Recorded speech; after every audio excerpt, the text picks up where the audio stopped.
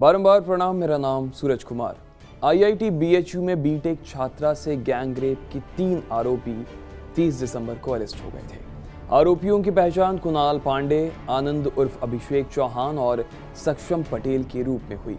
तीनों BJP IT cell से जुड़े हैं। Kunal Pandey BJP IT cell Varanasi का महानगर संयोजक, सक्षम पटेल आईटी सेल का वाराणसी महानगर सह संयोजक, जबकि आनंद आईटी सेल वाराणसी महानगर का कार्य समिति सदस्य है। गैंग रेप के तीनों आरोपियों ने वारदात के 3 दिन बाद यानी कि 5 नवंबर को शहर छोड़ दिया था। वे मध्य प्रदेश चले गए। तीनों आरोपियों से पूछताछ में ये बात सामने आई है। आरोपियों ने बताया कि आईआईटी बीएचयू में छात्रों के जबरदस्त प्रदर्शन के बाद वे डर गए थे। अब पूरी घटना क्या है वो सिलसिलेवार तरीके से जानते हैं। तीनों आरोपी कुणाल, सक्षम और आनंद उर्फ अभिषेक हर रात घूमने के लिए बीएचयू कैंपस जाते थे। 1 नवंबर की शाम नाटी इमली के लखा मेले को देखकर वो निकले।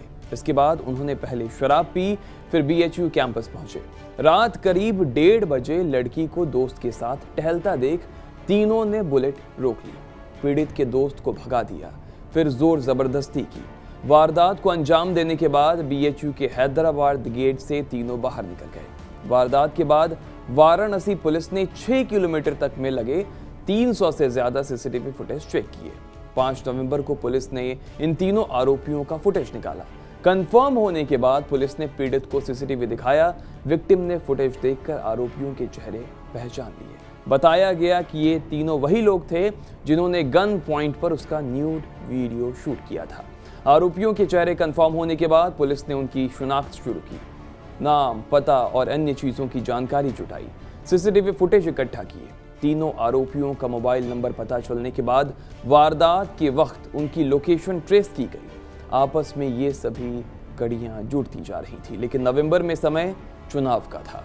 5 राज्यों में नवंबर में चुनावी सरगर्मी बढ़ी हुई थी। ऐसे में तीनों आरोपियों को मध्य प्रदेश चुनाव में सोशल मीडिया का काम मिल गया। हालांकि पुलिस इस पूरे केस पर नजर बनाई हुई थी, इलेक्ट्रॉनिक सबूत जुटाती रही और तीनों आरोपी आश्वस्त हो गए कि अब पुलिस उन तक नहीं पहुंच पाएगी। लेकिन सारी कड़ियां मिलने और कंफर्म होने के बाद 30 दिसंबर को पुलिस ने तीनों आरोपियों को गिरफ्तार कर लिया।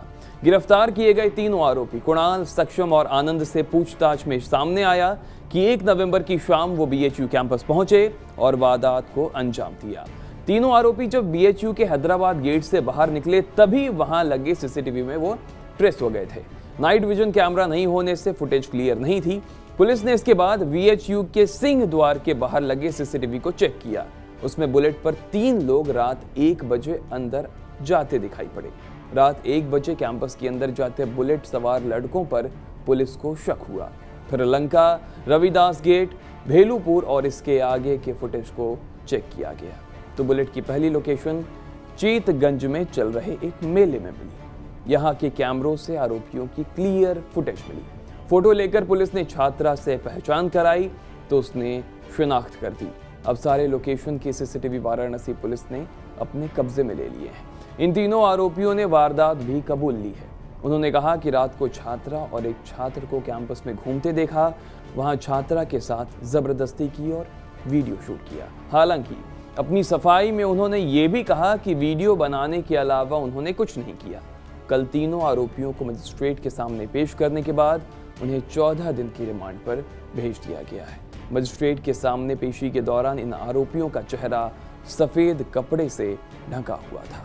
आईआईटी बीएचयू में 1 और 2 नवंबर की दरमियानी रात हुए गैंग रेप के बाद 3000 से ज्यादा छात्र धरने पर बैठ गए थे। आरोपियों की गिरफ्तारी और कैंपस की बाउंड्री करवाने की मांग उठी थी। इसके बाद लंका थाने में एफआईआर दर्ज की गई। कैंपस सुरक्षा की नई लकीरें खींचने पर सहमति बनी, तब धरना समाप्त हुआ। घटना के 60 दिन बाद यानी कि 30 नवंबर को आरोपी पुलिस की पकड़ में आए।